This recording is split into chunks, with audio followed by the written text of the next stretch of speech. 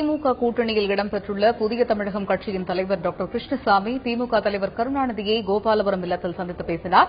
பின்னர் அவர் செய்தியாளர்களிடம் பேசி வருகிறார். அதனை நேரடியாக பார்க்கலாம். அதேபோல ஸ்ரீவில்லிபுத்தூர் சட்டமன்ற தொகுதியினுடைய வேட்பாளர் ஜப்பான்குமார் என்ற முத்துக்குமார் அவர்கள் 31 வயது முடிந்து 32வது வயதில் அடியெடுத்து வைக்கிறார்.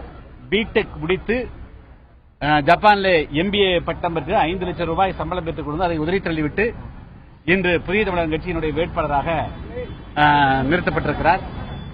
அதேபோல கிருஷ்ணாபுரம் தொகுதி சட்டமன்ற தொகுதிக்கு VK ஐயர் என்னுடைய புதிய தமிழகம் கட்சியினுடைய பொறுப்பாளர், அவரும் BE பட்டதாரி. எனவே எங்களுடைய 4 வேட்பாளர்களுமே ஒட்டுமொத்தத்தில் அந்தந்த தொகுதியினுடைய வளர்ச்சிக்கும் அதேபோல தமிழக ஒட்டுமொத்த தமிழ் மக்களுக்கும் உற்ற துணையாக விளங்கும் அந்த அதாவது பட்டிக்காட்டு மக்களுக்கு கட்டமைப்பை உருவாக்க, வேலையில்லாமல் திண்டாடுகின்ற இளைஞர்களுக்கு வேலைவாய்ப்பை உருவாக்கி தந்திட, அதேபோல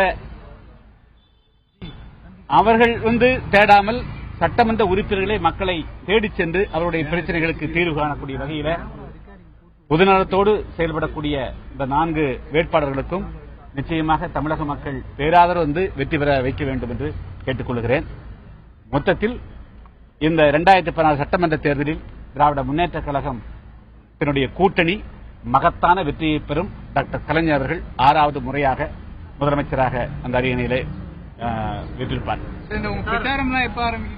பிரச்சாரம் நாளை நாங்கள் பிரச்சாரத்தை துவங்க இருக்கிறோம். 23ஆம் தேதி அன்னைக்கு ஓட்டப்படாரம் சட்டமன்ற தொகுதியில ஓட்டப்படாரம் சட்டமன்ற தொகுதிக்கான செயலர் கூட்டம் கலைஞர் அரங்கில காலை 11 மணியிலிருந்து மதியம் 2 மணி வரை நடைபெறுகிறது. அதேபோல ஒவ்வொரு சட்டமன்ற தொகுதியிலையும்